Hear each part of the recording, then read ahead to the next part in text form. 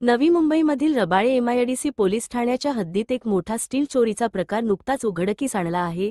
6 August 2025 रोजी एका पत्रकाराच्या तक्रारीनंतर MH43-2630 या ट्रेलरमधून चोरीचा स्टील सळ्यांचा मुद्देमाल स्थानिक पोलिसांनी हस्तगत केला।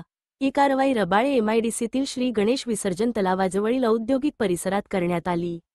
प्राथमिक तपासात उघड झालेल्या माहितीप्रमाणे संशयितांनी चोरीचा मुद्देमाल एका ट्रेलरमधून दुसऱ्या ट्रेलरमध्ये हलवून लोड केला होता।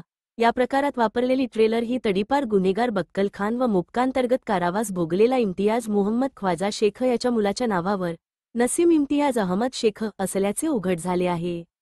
संबंधित ट्रेलर वाहनाचा फिटनेस कालावधी पूर्णतः संपलेला असून त्याची आरटीओमध्ये नोंदही 1 महिन्यापूर्वीच रद्द झाली आहे।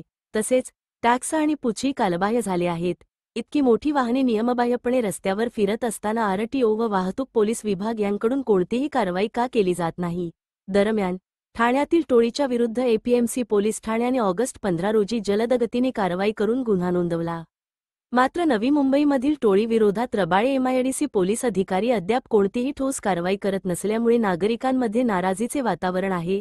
तळोजा पोलीस ठाणे हद्दीतील नवाडे फाटा, विवेक हिंदुस्तानी व वेलकम हॉटेल परिसरातील इम्तियाज शेख, बक्कल खान आणि सरफराज खान यांच्या टोळीने स्टील चोरीचा अवैध व्यवसाय उभा केला असून नागरिकांकडून वारंवार तक्रारी व सोशल मीडियावर याविरोधात आवाज उठवला जात आहे। तरी देखील स्थानिक प्रशासनाचे डोळे झाकून बसले आहे। राज्याचे गृहराज्यमंत्री योगेश कदम यांनी स्वतः याच टोळीविरोधात तळोजा पोलीस ठाण्यात गुन्हा दाखल करून कारवाई केली होती। ही बाब लक्षात घेता अद्याप इतर पोलीस ठाण्यांकडून कारवाई होत नसल्याची टीका होत आहे।